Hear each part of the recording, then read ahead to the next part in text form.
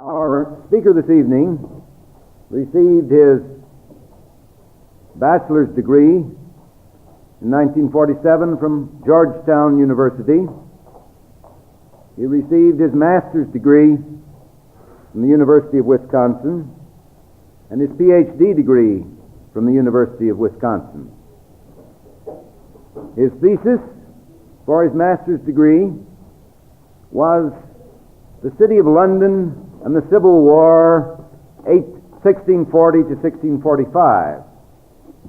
His PhD dissertation was on London and the Civil War between 1640 and 1649. 5 years ago, he spent a sabbatical again back in the city of London, scrounging for the last small bits of resource material relevant to the revolution about which he is going to speak this evening. So I feel quite sure that though you searched wide and far, you would find no one more qualified to speak on the Puritan Revolution than Dr. Jack Schrader, and it is with particular pleasure that I present Dr. Schrader to you. While some of our guests are finding seats, I might say that it is my understanding that these lectures this year are being taped and will be rebroadcast on the Ball State radio station. And I presume that the lectures this year, as the ones in previous years, will be examined for publication with the near certainty that publication in due course of time will occur. And now it is my pleasure to present to you Dr. Jack Schrader.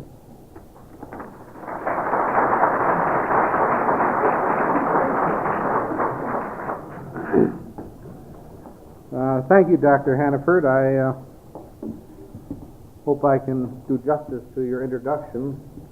I promise not to say much about London in the Civil War period.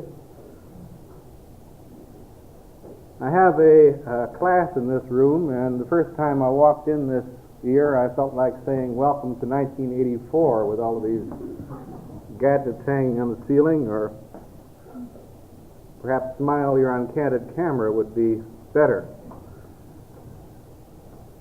Can you hear me in the back of the room? I don't like to put on this microphone unless I absolutely have to. Fine. Now, this is the first of a series of lectures on some of the great revolutions of modern history. All of them are part of the past, therefore a part of history. The most recent of these revolutions, the one that will be discussed by Dr. Bast, the last of the series, occurred less than 50 years ago, and we are all aware of the vast implications of that revolution. The most remote in point of time, the revolution we are considering tonight, took place a bit more than 300 years ago. Now, this seems a long time to most people, but it is, after all, only the consecutive lifespans of 4 old men. And if you take men like Winston Churchill, you don't even need 4 of them to get back to the 17th century. These various revolutions that will be discussed are very different movements. Naturally, they take place in different times and different centuries, yet they have points of similarity that I think will become apparent during the course of these talks, or at least I hope they become apparent during the course of these talks. Other revolutions might well be included in this series. For example, the Chinese Revolution of the 20th century, a revolution that took place a scant 15 years ago, is, I think, an event of comparable magnitude But it's so recent a movement that I think this passionate examination is not yet possible. And I am sure that other revolutions would also have their adherents. If there are any people interested in the history of Latin America, I'm sure many of them would point to the Mexican Revolution. But these revolutions that we have chosen are among the great revolutions. They are not the great revolutions. Now, the term revolution has been so bandied about, especially in these days of mass communication, that perhaps some definition of what is meant by revolution is necessary. We talk about commercial revolutions, industrial revolutions, atomic revolutions, revolutions in morals, revolutions in fashions, and so on. And these, I think, are all bona fide revolutions, even revolutions in passion. If you don't agree, compare the bathing suits of today with those of 50 years ago. If you look at the pictures of a lady walking to the water around 1910, she looked like something like an old clothing store on the move. You compare this with the modern bikini, and you've got something, certainly, of a revolution here. And I suppose this is one of the more pleasant revolutions that has taken place in history. And I'm sure that the utilization of atomic energy in one way or another will eventually change life, so that the term revolution is valid when you use it in this particular sense. But our 5 revolutions are horses of a somewhat different shade. They are essentially political revolutions that result in the overthrow of an existing government and its replacement by another form of government. They have economic, social, religious, and other causes, but one unifying factor is this idea of political change.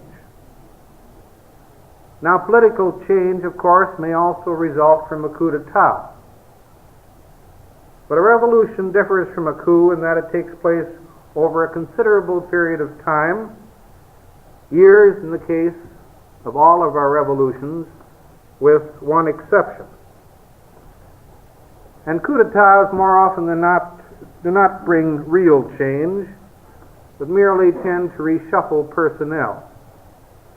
I think that anyone that has been watching South Vietnam in the last few months will realize this. The term revolution, then, is capable of definition, but the term Puritan Revolution, the revolution that I am to discuss, is probably not capable of definition. That is the term Puritan itself. The 3 of our revolutions have very straightforward titles: the American Revolution, the French Revolution, the Russian Revolution. But I presumably have the task of defining Puritan, and my colleague, Dr. Mayfield, who will speak here in 2 weeks on what I thought was going to be the Glorious Revolution, presumably would have to define glorious, but I noticed he changed his title to the Revolution of 1688. He probably saw what was coming. The term Puritan Revolution actually isn't used much anymore by English historians. They prefer to talk about the English Civil Wars or to use some other term. But I won't abandon the term Puritan Revolution because it fits so nicely. Puritan Revolution, Glorious Revolution, American, French, and Russian Revolutions. Although I must confess that I don't really know what Puritan means. I don't know quite what a person means when he calls a person a Puritan nowadays, and I'm not exactly sure what the term Puritan means when it's applied to the 17th century. I used to know when I was a college student, I had to pass examinations on this and other subjects, But as I got older, I got less sure about what a Puritan was. And I might also say I got less sure about other things as well. My perplexity about what Puritan means will, I hope, become clearer during the course of this talk. Now, the English Civil Wars took place between 1642 and 1649. They began when the King Charles I, left London and called on all loyal Englishmen to take up arms and rally to his standard, and they ended with the execution of King Charles I in 1649. Between these two events lay 7 years of fighting, plotting, negotiating, during which time thousands of men lost their lives and more thousands lost their property. A nation that 50 years before had been in the full flower of Elizabethan unity and prosperity was divided into bitter factions, and peace brought no solution, no real healing of the divisions. 11 years of governmental experimentation and repression followed the death of King Charles I until the monarchy was restored in the person of his son, King Charles II, in 1660. Now, wars are certainly not reasonable ways to settle disputes. And this war, like most wars, is won by the side with the biggest battalions and the deepest purse. Since they are not reasonable ways to settle disputes, the causes of wars often lie in the realm of emotion as much as in the realm of reason. You will find that often there is no real agreement among historians as to just what caused war. Historians of the American Revolution are still arguing about what caused that event. And English historians are by no means united on the causes of this English Civil War. Back in the last century, the 19th century, when democracy seemed to be on the increase, and when Englishmen were confidently looking forward to a time when the whole world would follow the English model, become democratic, historians tended to regard the wars as a victory for Parliament over the king, for parliamentary democracy over absolutist royalism.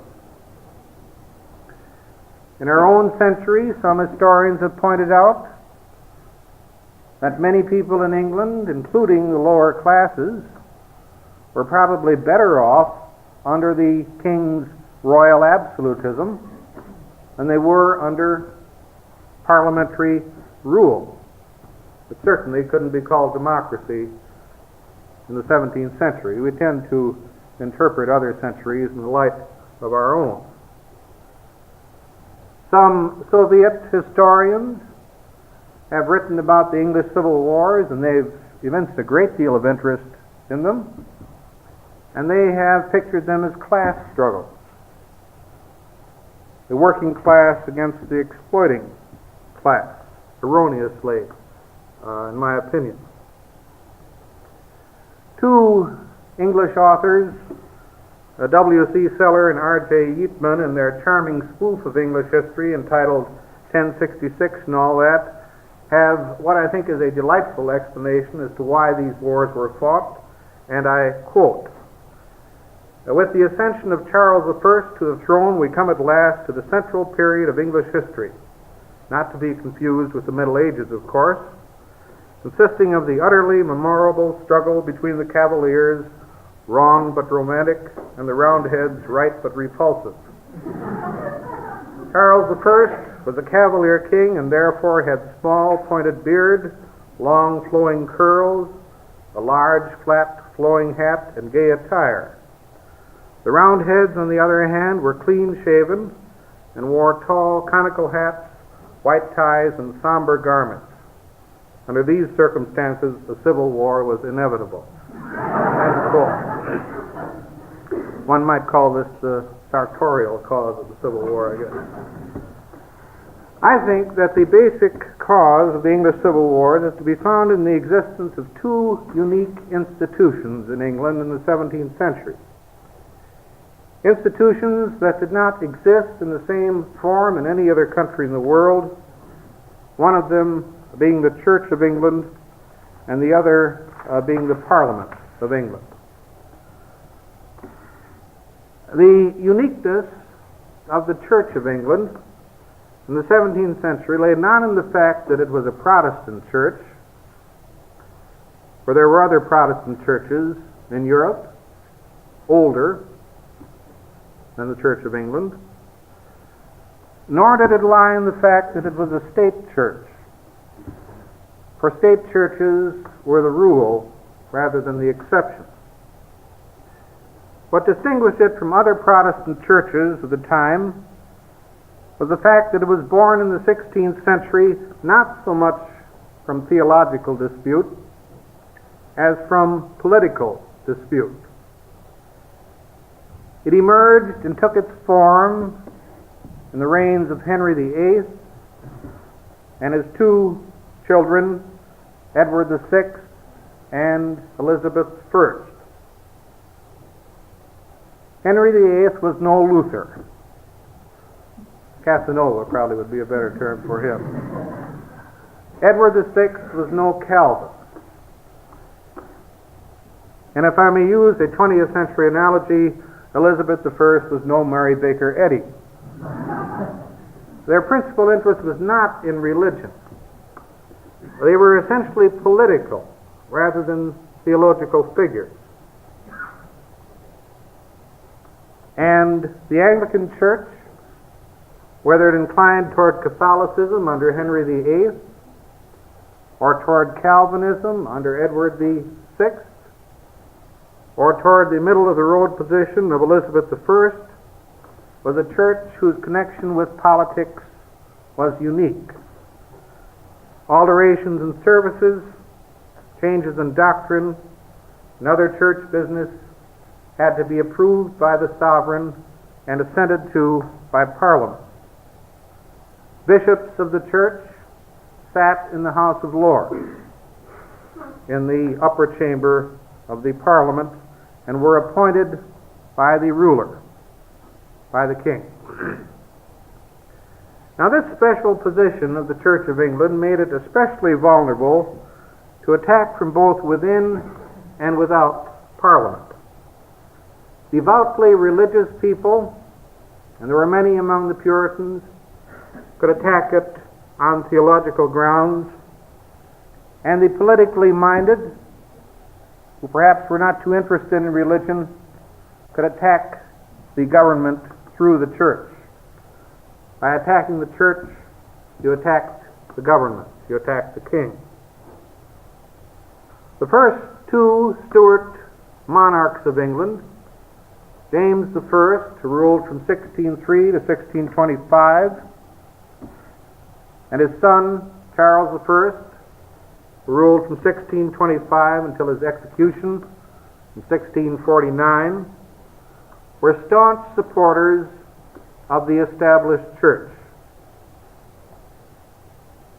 and firmly opposed any real change in that church. The Puritan Parliament could not attack the king directly, but through attacks on the church structure could do so indirectly. So this would be, I think, one of the unique institutions. The other one, of course, is the Parliament itself. Emerging in the 13th century from the Curia Regis, or Great Council, it had more than 3 centuries of experience behind it before the fateful battles of the turbulent 17th century. 300 years, a good deal longer than the history of the United States. The Parliament had early divided into two houses. The House of Lords, consisting of the nobles of the realm and the bishops of the established church, and the House of Commons, consisting of representatives of the various counties and also of the boroughs or electoral districts of England.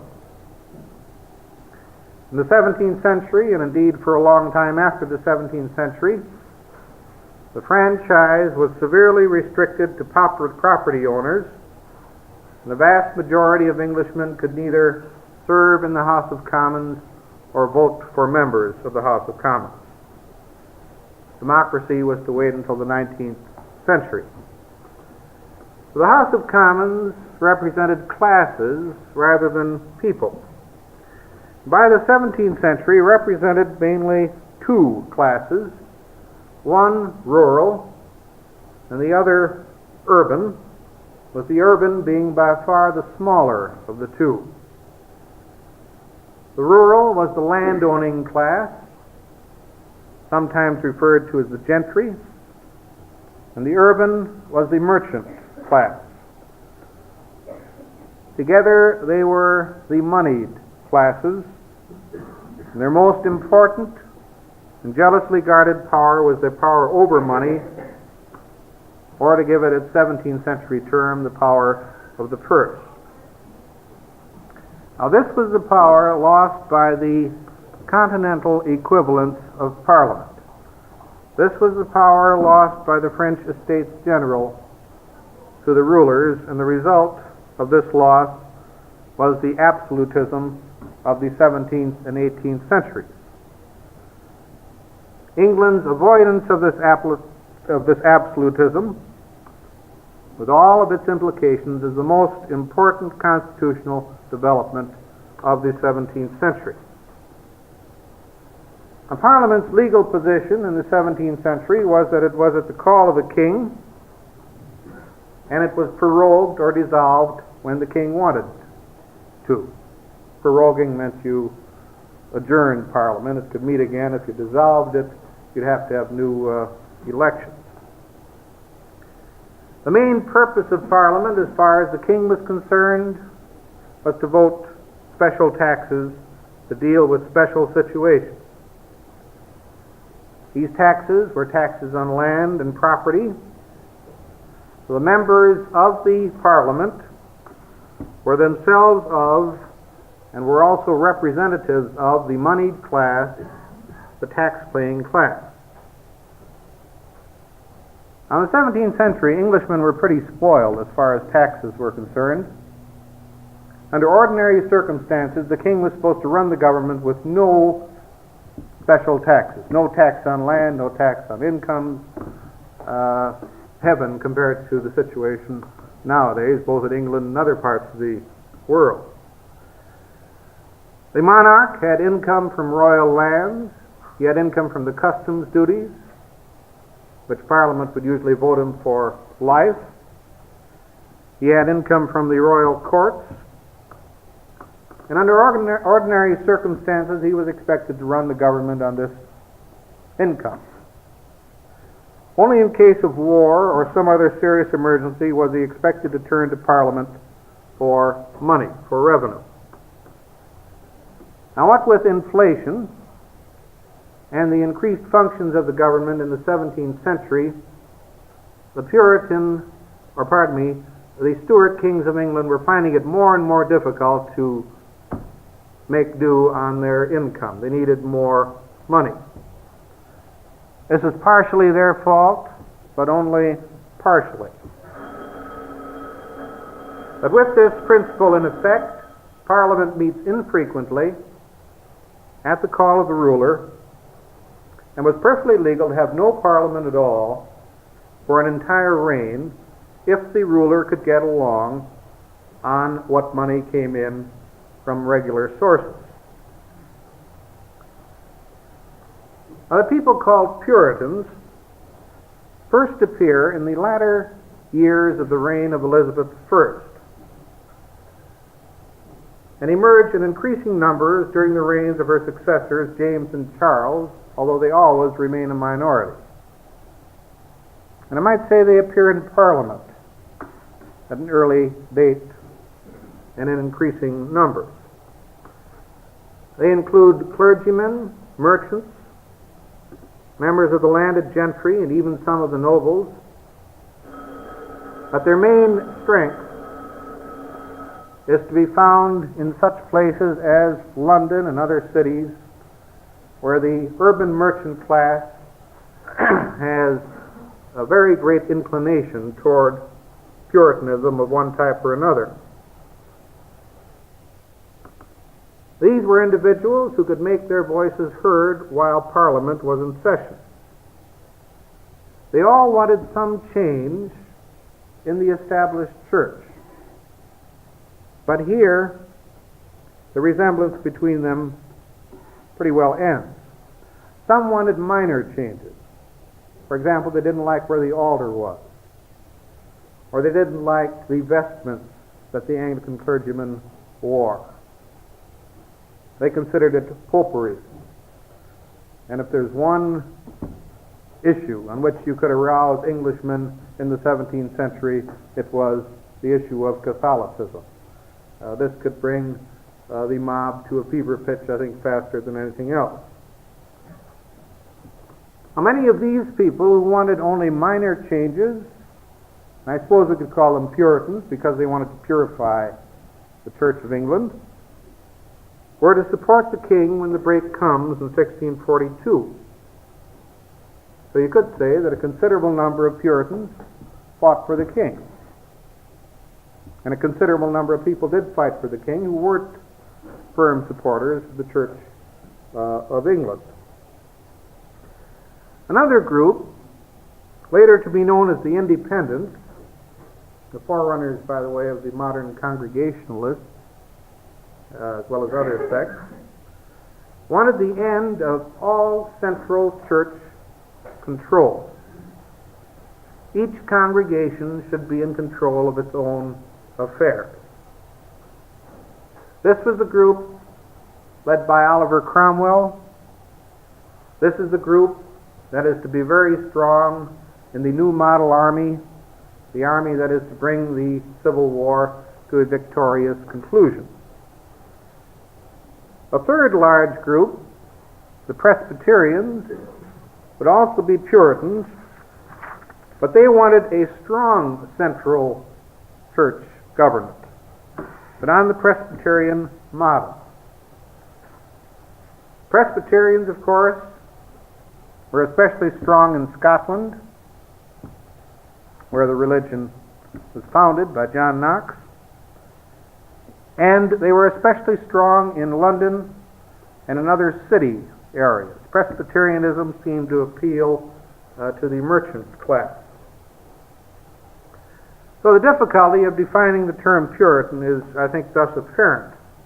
If we accept all of these groups as Puritans, some fought for the king, some against the king when war came. Some Puritans wanted a strong central church government. Others didn't want any central church government. However, if you look at just the two groups, the Independents and the Presbyterians, it's these two groups who are to combine to defeat the king, you find there is another issue which binds them closely together, at least temporarily. Now, this was their common antagonism to the bishops of the Church of England, or, to be more precise, to the bishops as adherents to and symbols of the doctrine of the apostolic succession. This doctrine held that there was an uninterrupted succession or descent from the apostles, the 12 disciples, by regular and successive ordinations of bishops, and that belief in this doctrine was necessary for valid administration of the sacraments. Now, this doctrine was and is a part of Roman Catholic theology and had come into the Anglican Church from the Roman Catholic Church. It had been retained by the Anglican Church. The charges of papism that were hurled at the Anglican Church by its critics in the 17th century were largely based on this doctrine, although other factors such as clerical vestments and so on also contributed. Now, when Charles I ascended the English and Scottish thrones in 1625 on the death of his father, he inherited, along with his thrones, a potentially dangerous situation. England was at war with Spain, a war that had started during the reign of his father. This war was going badly and it was going to get worse. Protestants in England were nervously watching the 30 Years' War, which was going on in Germany, and in which the Catholics seemed to be getting the upper hand. England was to remain at war with Spain until 1629, and for good measure was to go to war with France in 1627. Not content that the war with Spain was pretty much of a fiasco, they also got embroiled in a war with France, an even more inglorious conflict as far as England was concerned. The French Huguenots, banking on English aid, which never materialized, were crushed by the French government under Cardinal Richelieu. This isn't a very glorious chapter in English arms. Sometimes make the remark the English usually lose all the battles, but the last one, they lost all of them in these wars. They didn't even win the last one. What military actions did take place added no laurels to English arms. For example, an expedition sent to Spain to capture the city of Cadiz landed successfully, but en route to their objectives, they liberated large quantities of Spanish wine, whereupon the whole army got drunk and indicated much more interest in attacking their own officers than they did the Spaniards. A few days later, the entire expedition, doubtless nursing a gigantic collective hangover, was withdrawn with nothing accomplished. An expedition to France returned with, and I quote from a contemporary, "dishonor to our nation, excessive charge to our treasury, and great slaughter of our men." The wars went badly indeed. But however badly the wars went, they were expensive, and only Parliament could vote the extra taxes to pay for them. Between 1625 and 1629, Charles summoned 3 parliaments, and the opening act of the tragedy of civil war was underway. The first 2 of these parliaments were more intent on impeaching the Duke of Buckingham than they were in granting taxes to the king. Duke of Buckingham was the royal favorite who was scandalously mismanaging the war effort, and whom Englishmen, and especially those inclined toward Puritanism, blamed for England's poor showing. Charles dissolved both of these parliaments, one in 1625 and one in 1626, to protect his friend and minister from impeachment. The air was somewhat clearer for the third parliament, since an assassin's dagger had caused Buckingham to shuffle off this mortal coil, an event that Londoners celebrated with bonfires and which but few but the king viewed with sadness. This third parliament, however, forced Charles to accept something called the Petition of Right before it would grant him any money. This petition prohibited forced loans, billeting of soldiers in private homes, the imposition of martial law, and protected the right of habeas corpus. Charles had levied forced loans, which were just what the title implies. He had imprisoned people at the royal pleasure who hadn't paid the loans, had denied them habeas corpus. and in order to save money had billeted troops in private homes. Although Charles signed the petition, he did not regard it as having the force of law and largely ignored it in future years. He probably was legally correct here. He was legally correct most of the time. Now, this Parliament was dissolved by the king when it began to discuss religion. Now, Charles's marriage to a French princess, Henrietta Maria, a Roman Catholic, continued to practice her religion as Queen of England, was most unpopular with the Puritans. The king himself was suspected of being a secret Catholic. He was not, but he was accused, I suppose, to put it in modern terms, of being soft on Catholicism. And to give the Puritans credit, it must be pointed out that one of the king's sons later becomes a Catholic, and maybe another one, we don't know for sure. So they were perhaps right in wondering about the influence of the mother over the children. The Puritans began to talk about this in the House of Commons, and there were open attacks on the bishops in the House of Commons.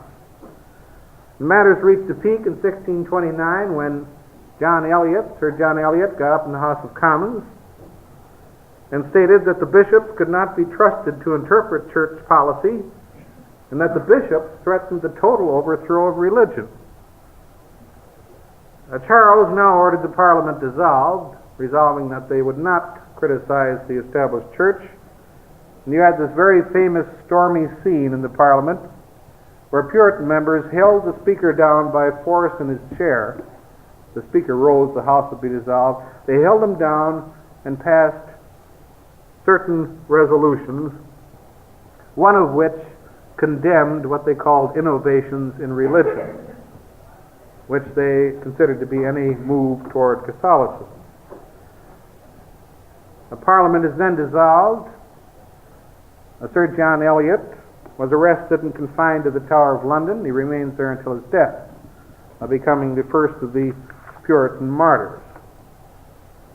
Parliament is not to meet again for another 11 years, till the Civil War approaches. The breakdown of the king-parliament relationship in this period is of considerable significance to the later rupture of relations that produced the Civil War. Charles did not see that the Puritans were a significant group and that some concessions were essential for political stability, if not desirable from his personal religious viewpoint. Now, Charles, of course, was a very religious man.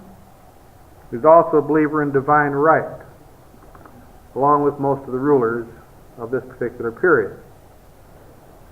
Power came from above, from God. It did not come from below, from people. It did not come from the representatives of people, their parliaments, the States General, Congresses, or whatever you wanted to call them. Kings were answerable to God. They were not answerable to parliaments. Parliaments indeed owed their existence to the king's grace. And the defense of God's church, which to Charles was the Church of England, was certainly his most important duty. It must be defended even if it wrecked Parliament. Now, this period of 11 years, from 1629 to 1640, is known in English history as the period of personal rule. It's become customary in the United States in the past few decades to give titles to the policies of various administrations for one reason or another, probably mainly to secure votes. So we've had New Deals and Fair Deals, New Frontiers, Great Crusades, Great Societies. Charles, during these 11 years, pursued a policy that is known as thorough. I don't know who dreamed up this title. Maybe it was the 17th century equivalent of a Madison Avenue ad man, but this is the policy that supposedly was followed, and thorough meant, in effect, royal absolutism. The ruling of the country, not for the benefit of any particular class, but for all people. Of course, the class that suffered here was the moneyed class, the gentry, in effect the ruling class. Associated with Charles in this policy were many people, two of whom stand out. One, the Earl of Strafford on the secular side, and the other, the Archbishop of Canterbury, Archbishop William Laud. Charles, Strafford, and Laud shared a common cause in the 1630s, the cause of thorough or royal absolutism. The one result of this was that they had something else in common in the next decade. They were all beheaded in the 1640s, all three of them. Now, war, of course, could not be carried out without Parliament, so the first thing Charles did was to make peace with France and Spain. Rather ignominious peace with both countries. During the period of personal rule, Charles resorted to various expedients to raise money, expedients that antagonized the moneyed classes, the very classes who felt their influence was diminished in local affairs due to this policy of thorough. Charles raised the customs duties. No parliamentary consent, he just raised the duties. And some merchants who would not pay these raised duties found themselves in jail. Now, merchants who were antagonized by this policy were not only merchants, but they controlled every city government in England. And this is one reason why the cities were against Charles when the break came. The king revived old laws to raise money. For example, you had the old forest law. At the time of William the Conqueror, it was decreed that all forests in England belonged to the king. What did Charles do? He dug up an old map, one that went back several centuries, and traced the boundaries of royal forests. There wasn't any forest in many of these places anymore. But then a village might be informed, you're built on royal land. You've got to pay a fine. Or an individual might be informed, your estate is really royal land. You've got to pay a fine. This is not the way, of course, to win friends. You make some money, you raise some money, but you leave a lot of hurt feelings. Court procedures were tightened up. And the courts brought in a lot of money in fines. Titles were sold. You had to compound for knighthood if your income was 40 pounds a year or more, or pay a fine. It was usually cheaper to pay the fine. You paid the fine. Ship money, a tax on land for the support of the Navy, was levied first in 1634 and in subsequent years. Now, Lord noticed a navy was needed. We sometimes think about England as ruling the seas in 18th and 19th century. In the 17th century, pirates from North Africa were actually seizing English ships within sight of English ports and carrying the passengers and crews off to Algiers or other North African ports and selling them into slavery. The Navy was needed, and all this money went for the support of the Navy, all of this ship money. But it, of course, meant that Charles would have more money for other things. The ship money was challenged in the courts by John Hampden, the wealthy landowner. The courts found in favor of the king. The decision wasn't unanimous. It also should be pointed out that the king appointed the judges, and they remained judges as long as they behaved well, on good behavior. But it was legal. The court said it was legal, and Charles went ahead imposing it. Now, these and other measures were estranging many of the property classes. Archbishop Laud, in his effort to enforce conformity in religion, was alienating many who were not affected by the economic impositions. Puritans, who insisted on strict Sabbatarianism, of course they're famous for this. You do not do anything on Sunday, so this is the Lord's Day. They were enraged when Laud ordered the Book of Sports read in all English churches. The Book of Sports was a book which in effect told Englishmen, go to church Sunday morning, then go dance around the maypole, drink beer, have a good time Sunday afternoon. This was the only day after all they had off. The same sort of dispute is to flare in New England, as those of you who are familiar with colonial history are aware. Well, this enraged Puritans. Sunday was the Lord's Day. You didn't even cook, say nothing about dancing around a maypole. Sermonizing is prohibited by ministers inclined toward Puritanism. No book or pamphlet critical of the established church or the bishops could be printed without license from the church authorities, from laws. The penalty for this, by the way, was to have your ear cut off and then be exposed in the stocks.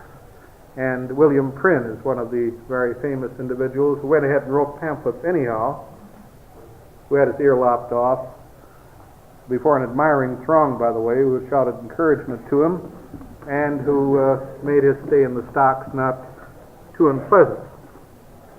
But bishops become most unpopular. Church courts become most unpopular. Many Puritans, of course, leave England in the 1630s. This is the period of the so-called Great Migration, when you have the beginning of the Massachusetts Bay Colony, and some thousands left England, but most of them stayed. They had few opportunities to voice their unhappiness, but resentment simmered beneath the surface. In 1603 they were willing to compromise. By 1640 this spirit is gone. The period of personal rule ends, and the Civil War is triggered not by any dramatic event taking place in England, but rather by events in Scotland. Scotland was a separate nation, its own parliament. Charles is king both of England and of Scotland. Charles didn't spend much time in Scotland. If you've ever been in Scotland, you understand that he perhaps preferred to spend more of his time in London than in Edinburgh, other places in Scotland. And he also, unlike his father, didn't understand the Scots. The royal authority in Scotland was based on a division in Scotland. The Scottish nobles didn't get along with the Scottish Presbyterian ministers. Once they united, and Charles is to unite them, this would spell a great danger to royal authority in Scotland. In 1637, Archbishop Laud, with the support of the king, issued orders that the Anglican service be installed in Scotland, in strongly Presbyterian Scotland. That the service as laid down in the Book of Common Prayer, this is the book service used by the Church of England, be used. The result was a most unreligious riot in an Edinburgh church. It started, according to tradition, by a woman who hurled the stool on which she had been sitting at the minister, who was using the Book of Common Prayer. Whether she connected or not is not a matter of record, but the Scots, suspicious of things English anyhow, suspecting popery, now unite under the twin banners of patriotism and Protestantism. And an agreement is drawn up that they call the Solemn League and Covenant, in which most of the Scottish nobles and people of substance sign, in which they declare they will resist to the death the recent innovations in religion. And royal authority practically ceased to exist in Scotland. The Scottish Assembly abolished the episcopacy and declared that all ministers were not sound Presbyterians, forfeited their posts. Now to Charles, this was rebellion and had to be met with force. The Scots were arming, prepared to resist any invasion. They didn't have to worry too much because Charles didn't have any money, they didn't have any army. In 1639, he called on the nobles of England to arm themselves at their own expense and join him in the north of England, and he called out the militia of the north of England. Now, the militia wasn't too enthused about this. The militia back in the 17th century, as in subsequent centuries, they used to get together and drill maybe once a month around a barrel of beer for a roasting ox or something like this. But they had no desire to leave their home counties. They were most unreliable troops.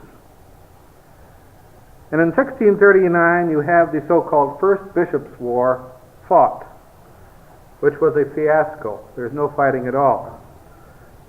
There are a series of feckless maneuvers, hardly a shot being fired, and the militia melts away.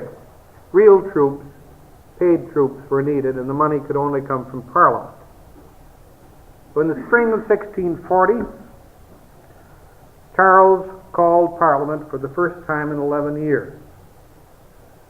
Now, this is the so-called short Parliament because he dissolves it in May. This Parliament showed little enthusiasm for voting money. Instead, it wanted to talk about grievances, a broad term which included everything from religious innovations to ship money. So it was dissolved in May, and lo and behold, the Scots now invaded England. Instead of the English invading Scotland, the Scots invaded England and occupied these two northern counties. They didn't come down any farther to the south because they knew this would probably rouse English patriotism. They stayed in those two counties and announced to Charles that the bill was £850 a day, and if the English government didn't pay it, they'd take it out of the hide, as it were, of the counties. An agreement was made that the English would pay them £850 a day. Where were you going to find this money? The only place, again, was Parliament. So there's no alternative. And in November of 1640, the famous Long Parliament meets. Now, this Parliament meets in a determined mood. As one contemporary put it, the cork was out of the 11-year-old bottle. Quickly, you had a bill passed providing that Parliament would meet every 3 years. Another bill passed that this Parliament could not be dissolved without its own permission. And Charles agreed to both of these bills. The special courts were abolished. Taxation without the consent of Parliament was declared illegal. Notice how many of these issues are to come over into the American Revolution. Now, these measures were passed by large majorities and assented to by the king. The Earl of Strafford, Charles's chief aide in the policy of Thurlow, was condemned to death when Parliament passed a bill of attainder. Strafford was blamed for the Scottish situation and for setting the king on his absolutist path. Charles signed Strafford's death warrant. He did this as a mob demonstrated around the royal palace, a mob, by the way, that was pretty much under the control of the authorities of the City of London.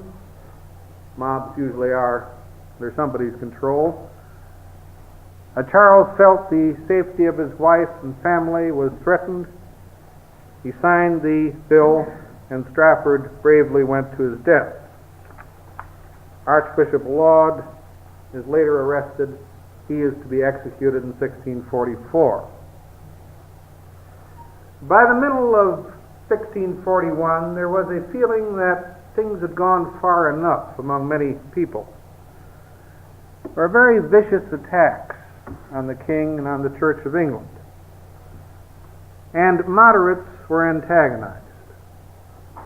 Now, they wanted change, but they didn't want a revolution. That the king had a party is shown on the vote on the so-called Grand Remonstrance. a document that covers a lot of things, but among other things strongly condemned the official church structure.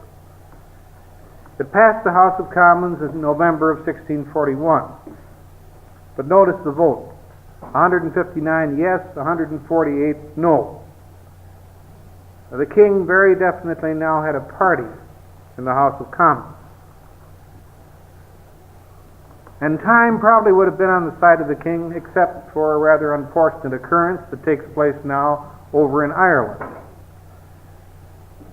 You have a serious revolt breaking out in Ireland, and some thousands of English Protestants massacred by Irish Catholics. Now, Lord knows the Irish had reason for being unhappy with the English. We won't go into the various questions, but here you had a prime issue. Protestants are being slaughtered by Catholics in Ireland. Here we sit in England, we must avenge this. The king said we must have an army to avenge this. The parliament said we must have an army to avenge this. But who was going to appoint the officers to the army? And they deadlocked. Because the king was afraid if the parliament appointed the officers, the royal control over the armed forces would be gone. And Parliament was afraid that if the king appointed the officers, this army would perhaps be used in England rather than in Ireland.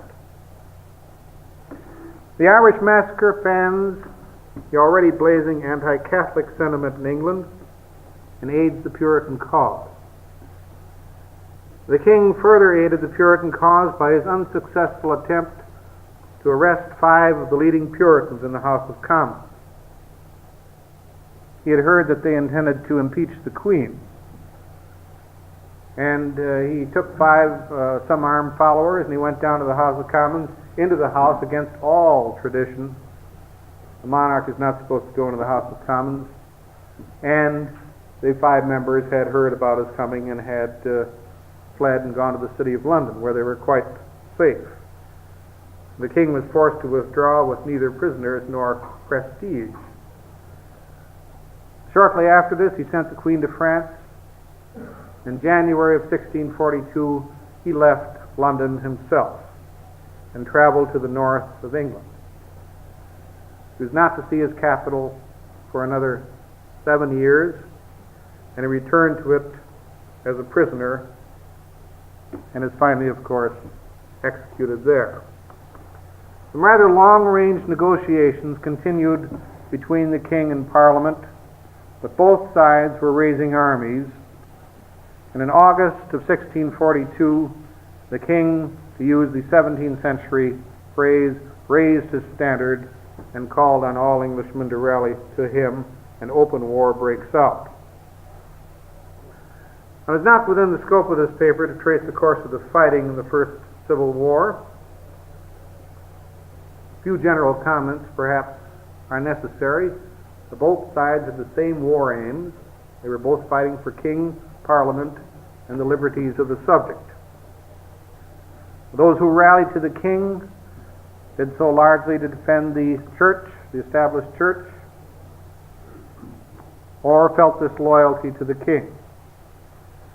Those who rallied to the parliament were the Puritans, all who had some grievance against the government as it was then constituted. The majority of Englishmen remained neutral. Indeed, some of them, such as the clubmen out in the west, attacked both sides if they came within their territory, incensed by the damage caused by the armies of both sides. For the first 2 years of the war, the fighting is done largely by mercenary troops on both sides, men who rallied to a particular leader, and these armies proved ineffective. The Scots came into the war in 1643 on the side of Parliament, but only after Parliament agreed that the Presbyterian religion would be established in England after victory. Early in 1645, a new army is formed by Parliament, a force that bore the name of the New Model Army and was new in several ways. They had excellent commanders in the person of Fairfax and Oliver Cromwell. was made up of men from no particular region willing to serve anywhere in England. It was made up of veterans with the soldiers of fortune pretty well weeded out. It was a disciplined Puritan force, but its Puritanism was of the independent rather than the Presbyterian variety, and this army brings the war to a successful conclusion in 1646. In May of 1646, Charles surrenders to the Scots, and the First Civil War was over. But prophetic words were spoken by Sir Jacob Astley, commander of the last Royal Army in the field when he surrendered. He told the victors, and I quote, "You have now done your work and may go play unless you fall out amongst yourselves." And this is what they now proceeded to do. The basic problem in 1646 was, what now? What type of government? The protagonists in the drama that was played out in the next 2.5 years were 5 in number. First, Scotland. The Scots insisted that Presbyterianism be established in both Scotland and England. The church must be controlled by a central authority, absolutely independent of the crown.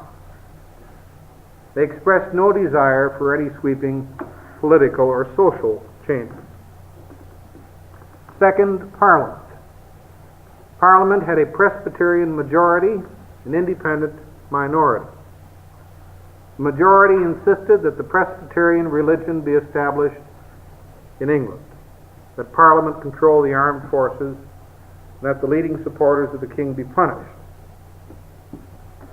Third, London. London also had a Presbyterian majority and an independent minority. It supported the establishment of Presbyterianism, wanted its debts paid, it had largely financed the war, and wanted what amounted to autonomy within the kingdom. Fourth, the New Model Army. Strongly independent, it opposed any religious establishment in England, be it Presbyterian or Anglican. Parliament should be dissolved and there should be new elections. The king should remain pretty much as a figurehead. There was, however, a significant split in the army in 1647. The officers, Cromwell and others, were not in favor of any sweeping changes. The form of government should not be significantly changed. Only people who had property should vote. The men, however, conduct a series of debates in which they support universal manhood suffrage, equal electoral districts. Some of them called for the end of all private property. Here you have the true revolutionary spirit. The levelers who wanted to level society. The diggers. The Fifth Monarchy men who thought Christ was coming now that the war was over to establish the Fifth Monarchy as foretold in the book of Daniel. So there's a split in the army. And lastly, there was the king. Noting the differences between his victorious opponents and believing his adherence to one side or the other would mean the victory of that side, Charles sought to play one side against the other and hope for the best terms. He proved to be inept at this dangerous game, and the result of his ineptness was a brief civil war in 1648, a war that united the bickering army and resulted in his trial and death.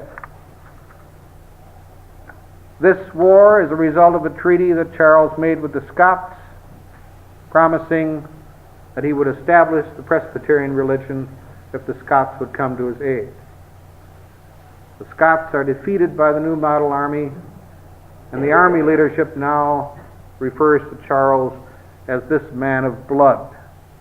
It's the army who brings Charles to trial in January of 1649. Not a fair trial, not a legal trial. The Parliament was purged so that all members who favored the king were prevented from entering the building, and only a minority made up the Parliament that condemned Charles. Found guilty illegally, as Charles kept pointing out, quite correctly, but still found guilty, he was executed on January 30th, 1649. The king was dead, and the Puritans, or to be more precise, the New Model Army, had won. But had it really? The next 11 years were years of various government experiments, none of which worked. Cromwell conquered Ireland and he conquered Scotland. He dominated England, but he could never form a stable government. He tried commissions, he tried a one-house parliament, he tried a two-house parliament. He divided England up into military districts and put a major general over each district. None of them proved effective. These 11 years, England was a military dictatorship dominated by one man, Oliver Cromwell, and this dictatorship collapsed with Oliver Cromwell. 11 years after the beheading of Charles I, his son Charles II rode into London, and cheering throngs saluted him as Charles II. Even though the monarchy of 1660 was different from the monarchy of 1640, the Puritan Revolution had essentially failed. Why had it failed? There are many explanations. Let me just mention two in closing. Puritans were always a minority, a militant minority which sought to impress itself on the whole country. Godly themselves, they would have made all Englishmen godly according to their definition of the word, which implied Sabbatarianism and a service stripped of the rich ceremonial that so many men love. Taxes rose as the government pursued a vigorous foreign policy. By the later 1650s, people were looking back to the days of Charles I as the good old days. The army generals were a fractious lot, with one or two exceptions, and could be controlled only by Cromwell. After his death, government instability and military ambition seemed to many to threaten chaos, while more and more monarchy was identified with order. The other reason, I think, is the Puritan disregard of tradition. The English are a traditional people now and were a traditional people in the 17th century. The Puritans practically abolished the two unique and also traditional institutions that I mentioned in the first part of this paper so long ago. In the 1650s, the Church of England was gone. And so, for all practical purposes, was the Parliament of England. The Puritans were not typical of England. Archbishop Laud was more representative of England than was the Reverend Praise God or Be Damned Barebone, a Puritan preacher. A hard-drinking royalist country squire was more representative of England than the major general who closed down the alehouses in a county on the charge that they were immoral. And Charles II, for all of his faults, he had many, the merry monarch was more representative of England than Cromwell. The Puritan Revolution discredited Puritanism in England and caused a reaction to it. In a negative way, it accomplished something, certainly. Divine right was wounded, but not killed. Royal absolutism was wounded, but not killed. Both were to receive their death blows in the Revolution of 1688, which will be the subject of the next lecture in this series. Thank you very much.